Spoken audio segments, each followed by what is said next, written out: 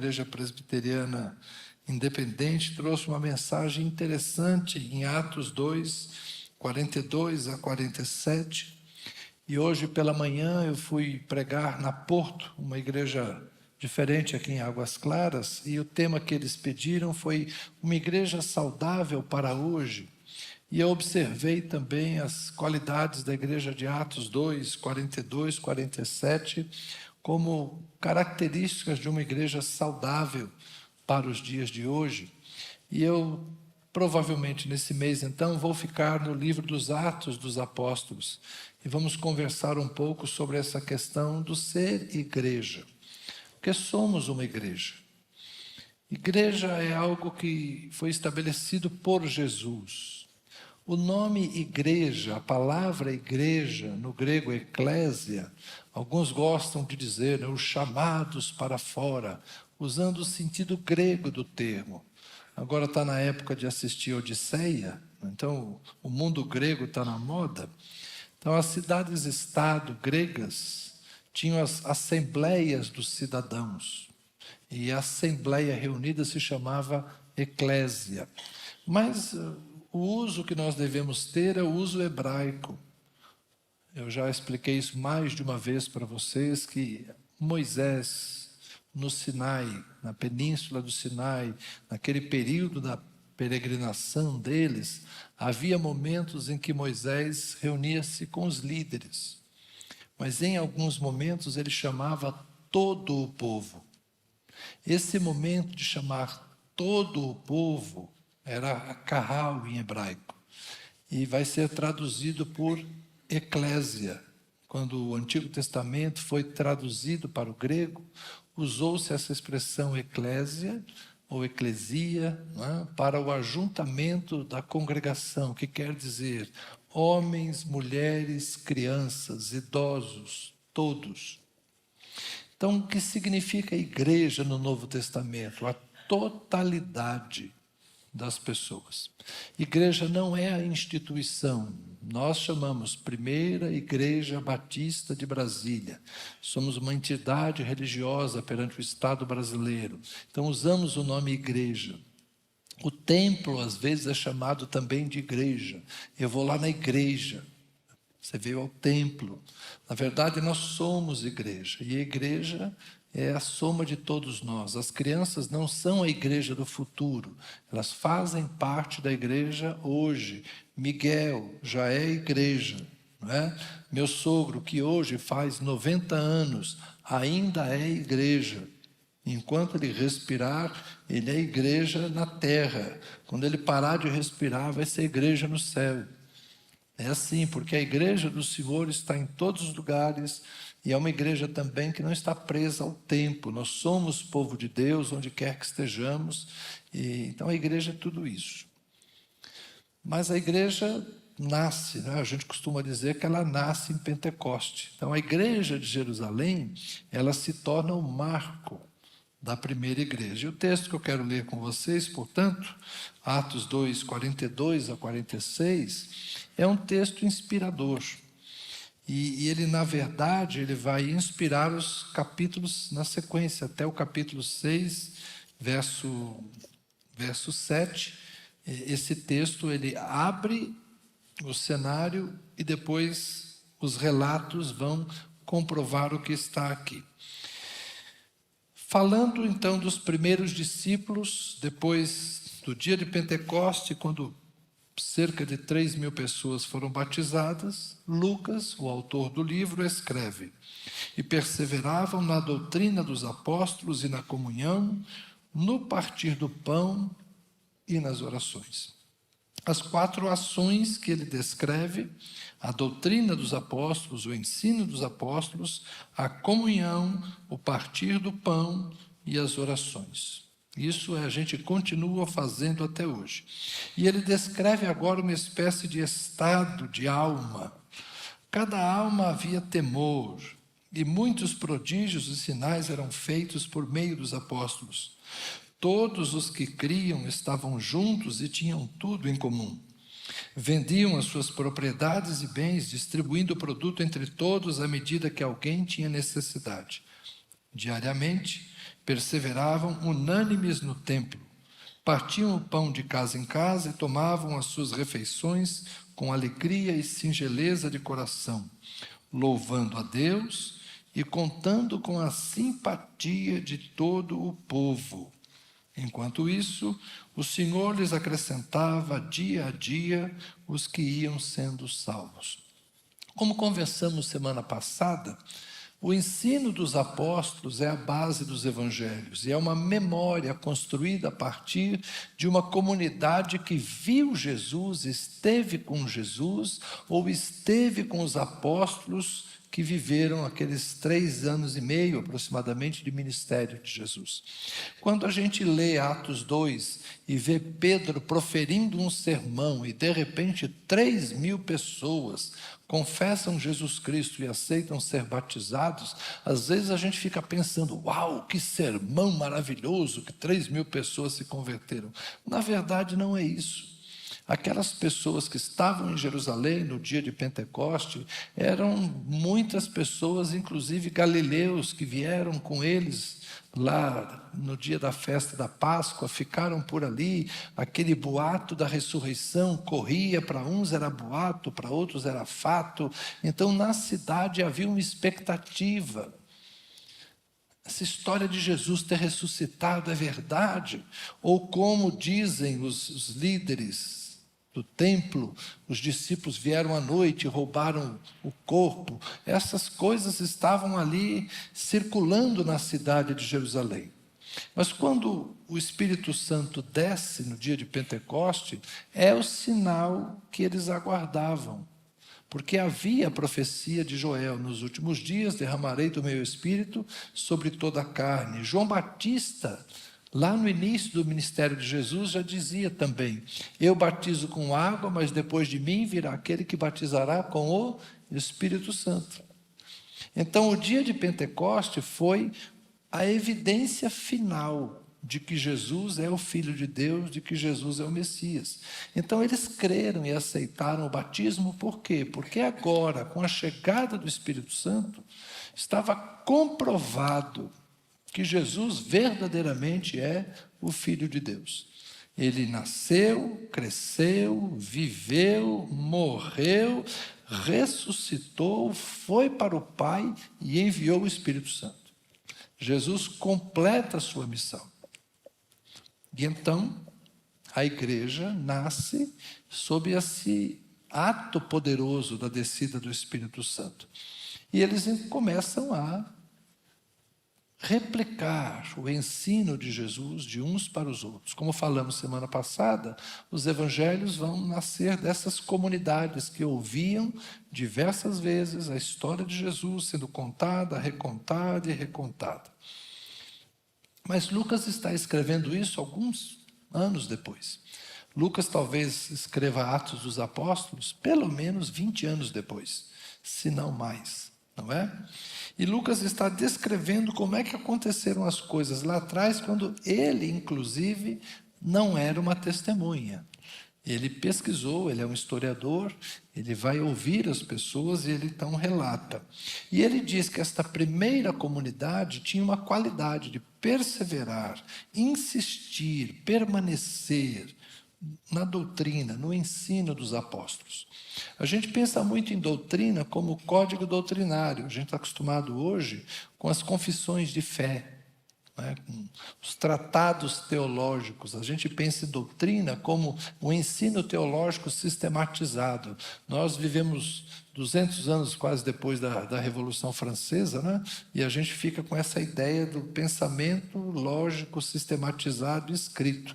Mas aqui não é nada disso. A doutrina dos apóstolos, o ensino dos apóstolos, é o testemunho vivo das coisas que eles viram, ouviram e viveram.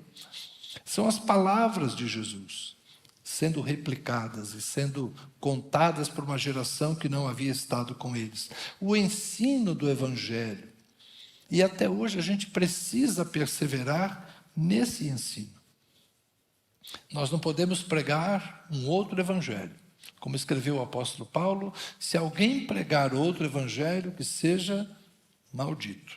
Então, o ensino dos apóstolos é a doutrina fundante da igreja cristã. Nós até hoje pregamos as mesmas coisas. Mas o texto fala de que eles permaneciam na comunhão.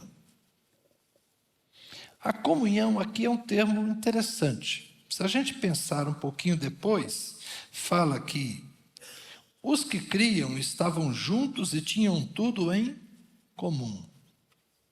Vendiam as suas propriedades e bens, distribuindo o produto entre todos à medida que alguém tinha necessidade. Isso vai aparecer de novo lá no capítulo 5, quando conta que Barnabé vendeu o que tinha e colocou aos pés dos apóstolos, e outros começaram a fazer o mesmo. Como eu disse agora há pouco, Lucas aqui faz um enunciado geral e depois vai demonstrando na sequência da narrativa do que ele está falando. Então, a comunhão aqui, eu diria que é um pouco mais ousada daquilo que a gente costuma fazer ou dizer. Nós temos o que em comum? Nós temos uma fé comum. Nós aqui todos cremos em Jesus.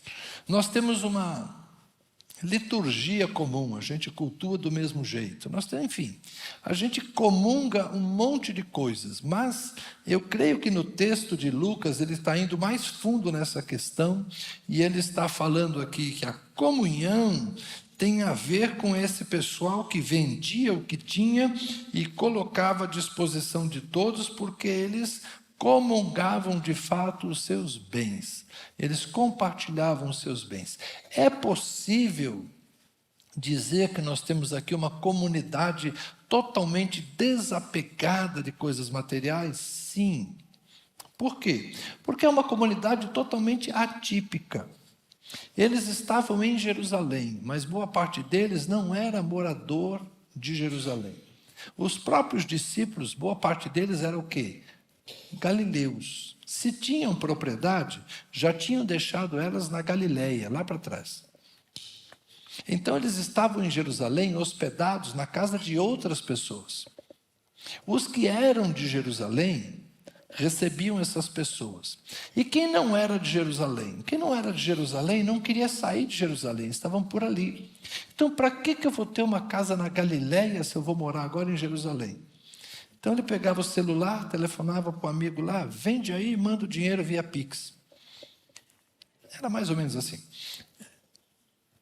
Então eles começaram a se desfazer do que tinham e juntar a bolsa. Eu não tenho mais tempo de cuidar do meu gado, vende o gado. As coisas eram assim no passado. Não é? As pessoas, não é como hoje, que você tem uma conta bancária. E para onde você vai com o seu celular, o banco está junto com você. Naquela época não tinha escritório, cartório, escritura, essas coisas muito claras. Os bens eram familiares. Como é que se administra essas coisas? Então, eu tenho gado, mas eu não vou mais, eu vou morar em Jerusalém, o que adianta eu ter gado lá não sei aonde? Então, vende o gado, pega o dinheiro, e o que eu faço com esse dinheiro? Bolsa comum. É praticável isso hoje? Não. Mas naquela época eles estavam experimentando o fervor do reino de Deus, assim, com grande paixão, e numa expectativa, inclusive, que logo Jesus ia voltar e as coisas todas iam ser transformadas. É um tempo novo. E esse modelo de vida ousado talvez já tenha acontecido em outras comunidades religiosas de outra forma. Ao longo dos séculos, algumas pessoas abriram mão de coisas materiais para fazer um voto de pobreza. Eu lembro quando o Vinícius dizia para nós no seminário, só rico faz voto de pobreza. Pobre já nasceu pobre, não precisa fazer voto. Né? Mas dizem que Francisco vendeu os seus bens, não o Papa Francisco, o santo, o original lá de trás, né? Vendeu os seus bens e se desfez deles. Mas é a mesma coisa que se diz de Siddhartha Gautama, o Buda, que também se desfez da sua posição de príncipe, de nobre, e foi viver uma vida simples. Então, outras pessoas já haviam feito isso no mundo. E há pessoas que fazem isso hoje. Porque às vezes a gente pensa que o modus vivendi materialista é a única forma das pessoas serem felizes. Ter dinheiro é a única forma de ser feliz. É a nossa mentalidade capitalista. Nós temos hoje uma forte cultura capitalista. Antes de querer que os nossos filhos sejam crentes, a gente quer que eles sejam bem-sucedidos financeiramente. A gente quer que os nossos filhos tenham uma profissão que vai dar dinheiro, não que uma profissão que vai deixá-los felizes. Quantas pessoas não ouvem? Não, filho, isso aí não dá dinheiro.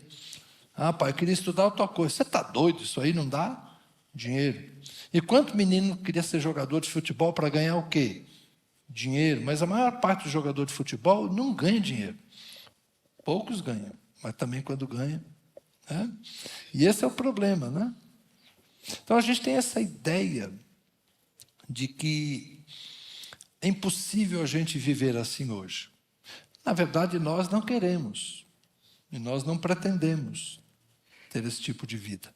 Porque nós vivemos no Ocidente, altamente capitalista e individualista, cada um é dono do seu, e a gente divide à medida que a gente está disposto a dividir, com quem a gente está disposto a dividir. Mas a igreja de Jerusalém era desapegada. Poucos de nós serão assim. Muitos deles eram. Tudo bem, nós não somos inferiores a eles por causa disso. Nós vivemos num outro momento. Tá bem?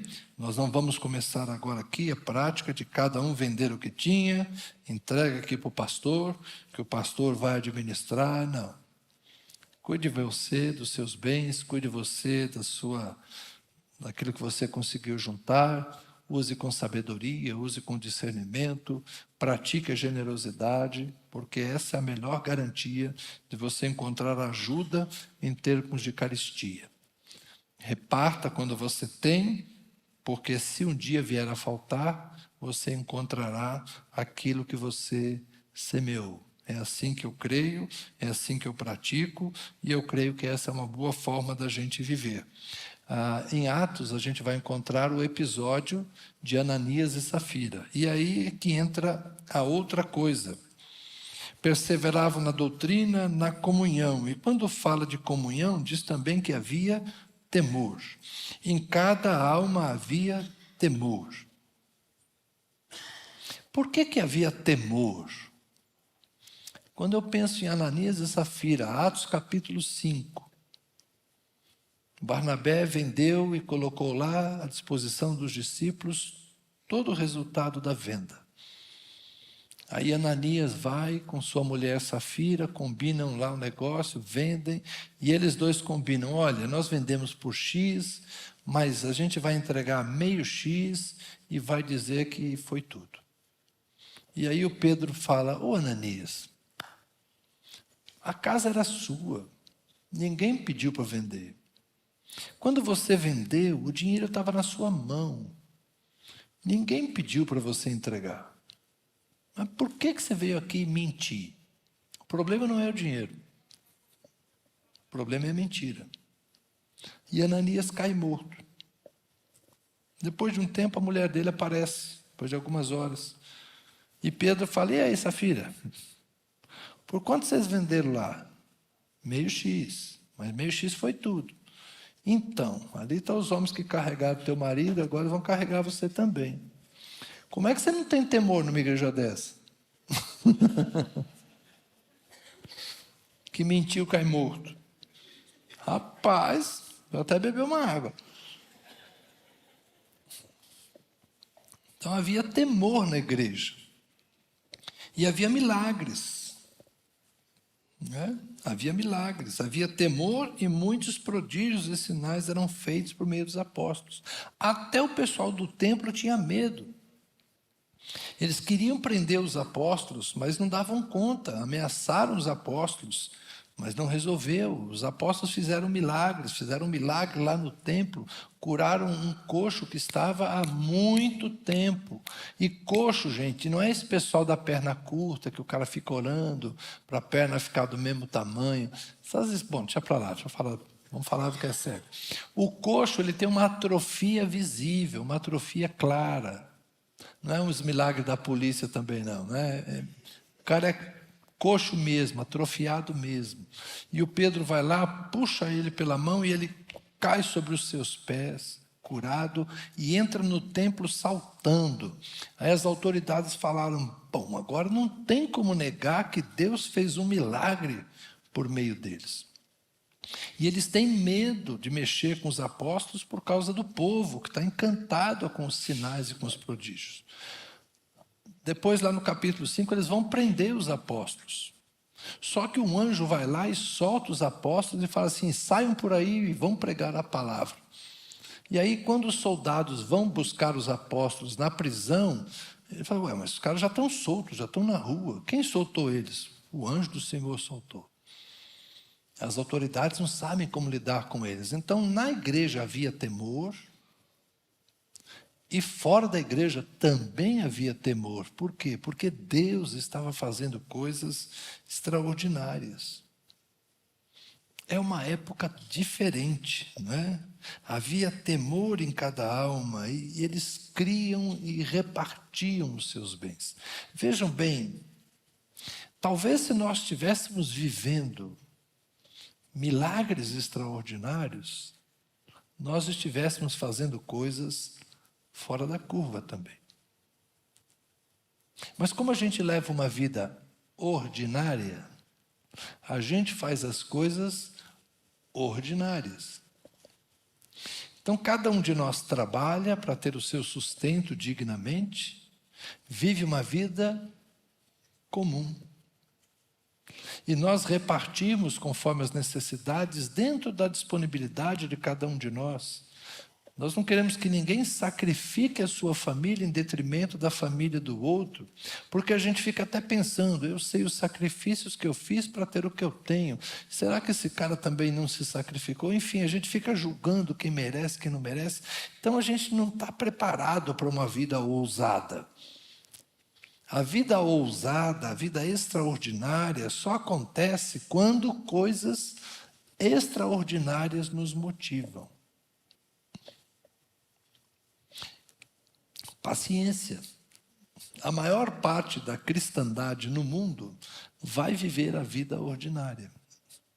A maior parte da nossa vida, ao longo dos anos, nós vamos viver a vida ordinária, a vida comum. E nós faremos as coisas da vida cristã ordinária, da vida comum. Não se sinta culpado. Faz parte do processo. Mas muitos de nós que aqui estão já viveram algum momento do sacrifício, o momento da perda, o momento da entrega, a experiência da renúncia. Alguns de nós que estamos aqui já tiveram uma experiência com Deus em alguma circunstância que a gente fez mais do que normalmente faria. E a gente experimentou algo que normalmente os outros não experimentam. Por que vocês acham que eu me coloco nessa condição de pastor hoje? Por que vocês acham que eu me atrevo a subir a esse púlpito e dizer a vocês como nós todos podemos experimentar a graça de Deus? Porque em algum momento da minha vida eu precisei passar por ações extraordinárias de Deus. Mas elas não acontecem todo dia. Minha vida não é uma vida extraordinária. A minha vida é tão ordinária quanto a sua. Mas eu vivi momentos extraordinários que me motivam a estar aqui e que me fazem acreditar que vale a pena fazer o que eu faço e pregar o que eu prego com temor. Com temor. Não vendo tantos sinais quanto eu gostaria de ver, mas eu digo a vocês que eu também já vi sinais do Senhor. Eu já vi curas, eu já vi prodígios. Eu creio no Senhor. Ele não faz todo dia, mas Ele já fez. Então a gente vai vivendo a vida, aguardando que novos milagres aconteçam. Mas a gente permanece no ensino, a gente está sob um temor reverente na presença de Deus, e a gente compartilha aquilo que a gente tem da maneira como a gente sente que pode. Tá bom? O texto fala também que eles estavam juntos no partir do pão. E é interessante que um pouquinho depois, em Atos 6, o final desse período que Lucas vai descrevendo com as narrativas, é o momento em que as viúvas dos gregos recebem menos provento que as viúvas dos judeus. Ou seja, o partir do pão não estava muito proporcional. E eles então acham uma solução. Os apóstolos vão cuidar da oração e da pregação, e os diáconos são incumbidos de cuidar da mesa das viúvas. A função diaconal não foi criada como contrapeso para o poder pastoral, como na igreja norte-americana se estabeleceu, politicamente, democraticamente e com sabedoria. É uma boa política, uma boa prática haver um poder moderador para os pastores, que é um corpo diaconal. Isso é interessante, no modelo batista de governo democrático. Mas quando a função diaconal, embora o texto de Atos não diga que eles são diáconos, diz que 7 homens cheios do Espírito Santo e de fé foram separados, foram convocados pela igreja para administrar a justa distribuição do pão. Então, esse negócio de partir o pão não é simplesmente vamos fazer um junta-panela. É, de fato, um compartilhar alimentos para que ninguém fique sem. Essa ação a gente pode fazer. Eu creio que, não que a gente deva cada um vender a casa e juntar o dinheiro, mas a gente precisa ter uma ação inteligente para repartir pão. Repartir pão, para que ninguém passe fome, para que ninguém passe frio, para que ninguém fique sem medicação, para que ninguém fique sem sustento, para que ninguém fique sem trabalho. A gente tem como resolver esses problemas pontuais de uma comunidade. É claro que a gente vive em Brasília numa ilha de prosperidade. A gente vive em Brasília numa distorção do que é o resto do Brasil. Há muitas Brasílias também, mas nós aqui no Núcleo Bandeirante, congregando gente de Águas Claras, do Guará, da Candangolândia, do Riacho Fundo, alguns que vêm de mais longe, nós somos um extrato de classe média. E há lugares onde a coisa é um pouquinho diferente, a coisa é um pouco mais apertada. Tem mais gente dependendo de Bolsa Família, mais gente dependendo do restaurante comunitário, tem mais gente dependendo do prato feito do GDF. Se eu perguntar aqui, se alguém aqui é beneficiário pelo prato feito, talvez ninguém vai levantar a mão. Mas se nós formos lá na nossa congregação do Itapuã, talvez a gente vá encontrar pessoas nessa condição. E se nós formos lá na Bahia, nas nossas congregações no interior da Bahia, nós vamos encontrar pessoas recebendo Bolsa Família. Então, são igrejas ligadas a nós, mas que vivem um contexto econômico diferente. Lá, compartilhar o pouco, aqui a gente compartilha até o muito. Então, é uma necessidade que a gente tem de administrar. Mas, como eu às vezes digo, mesmo nós que somos de classe média, de vez em quando, passamos por um momento difícil.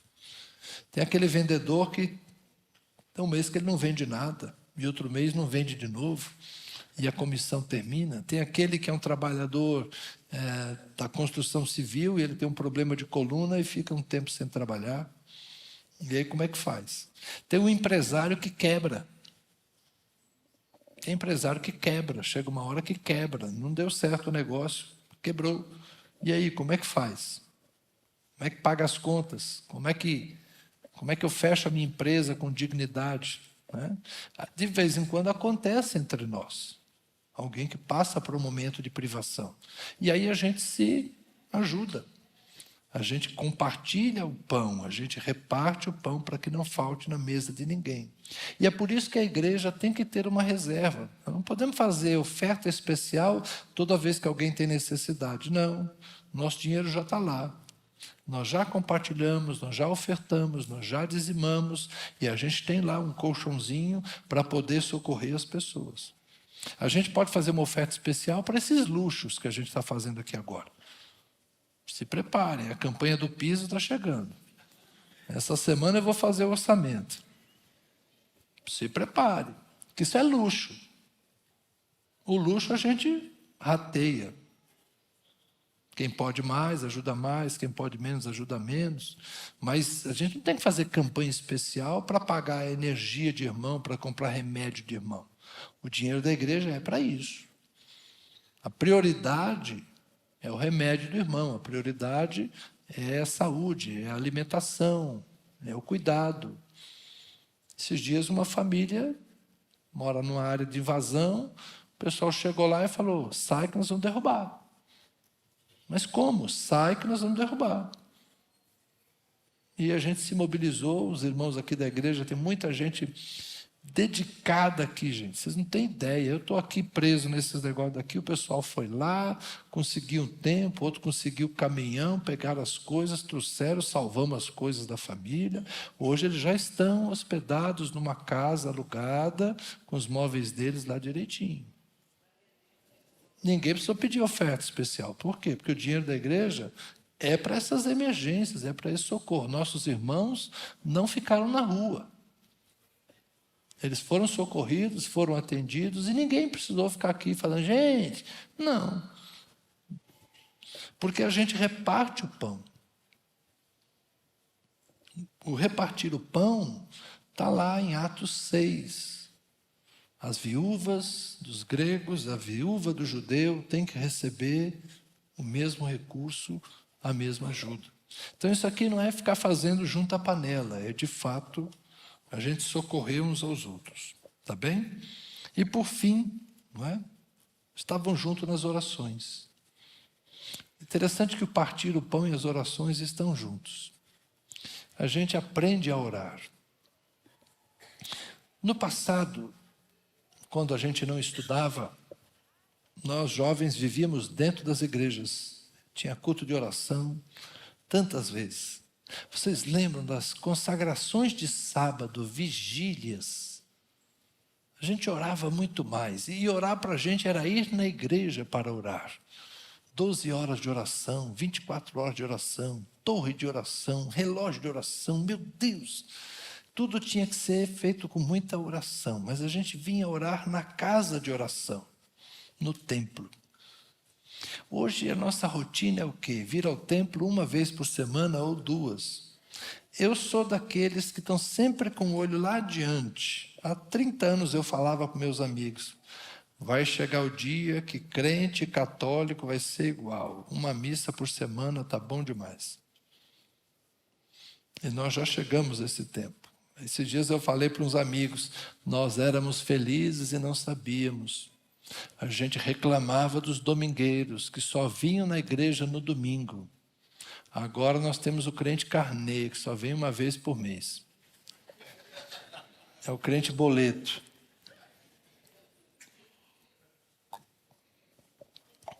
É igual a fatura do cartão, ele espera virar para vir no culto. Ainda olha quem vai pregar. Ainda olha quem vai pregar, né? Se vai ter alguma coisa. Porque no passado a gente não tinha vida social. A gente não tinha carro. A gente não tinha... Ir no cinema era caro. Agora a gente tem Netflix, gente. Está tudo em casa, né? Vocês entendem? O mundo mudou. A nossa rotina litúrgica mudou. Então, e a nossa vida de oração? Como é que vai ser? A gente que só ia no templo para orar, tem que aprender agora a ter uma vida de oração fora do templo. A vida de oração não depende do templo. A vida de oração é um exercício pessoal. E esta igreja perseverava na doutrina, na comunhão, no partir do pão e nas orações. Perseverança na oração. A gente precisa resgatar a centralidade da oração como a liturgia mais importante para nós. Durante um tempo, na Reforma Protestante, a ideia era a centralidade da pregação.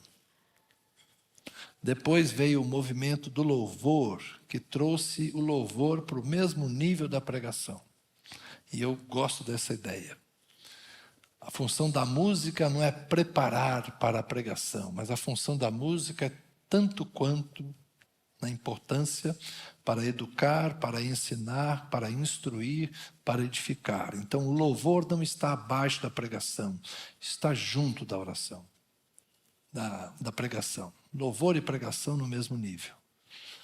O problema é que a gente aprendeu a cantar, aprendeu a pregar e desaprendeu de orar. Inclusive, eu. Não é verdade? A gente canta bem. A gente ouve muita pregação boa. Mas a gente não ora mais como antigamente. Nós não perseveramos mais em oração.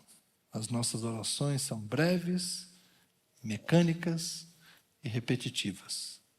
Exatamente aquilo que Jesus falou para a gente não fazer. Mas já está tarde, e eu não vou me aprofundar nesse assunto hoje. Só vou dar o alerta.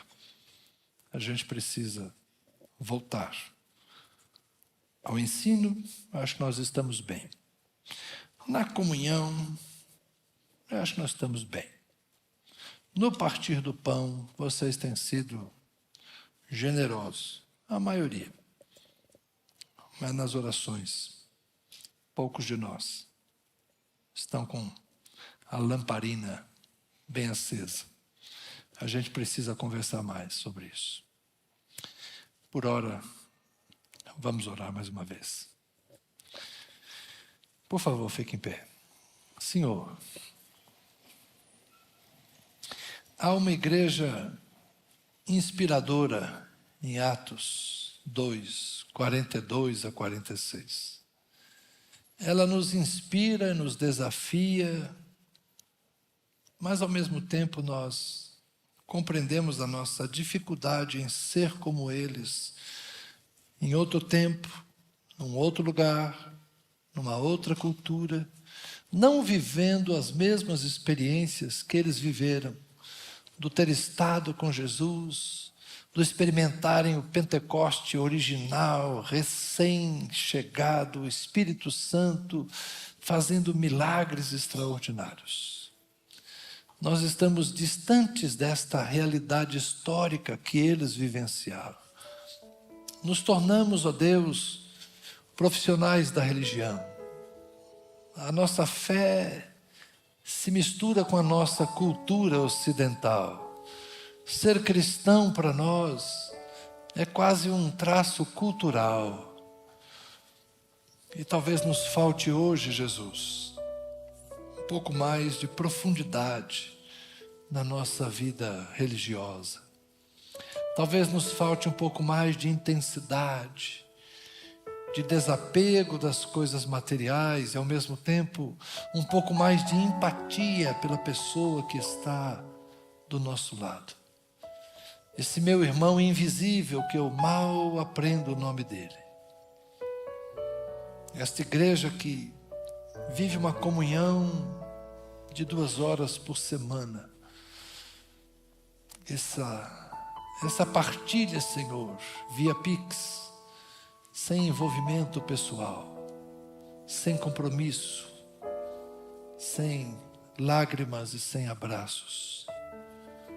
A gente vive uma fé que funciona, Senhor, mas que não inspira.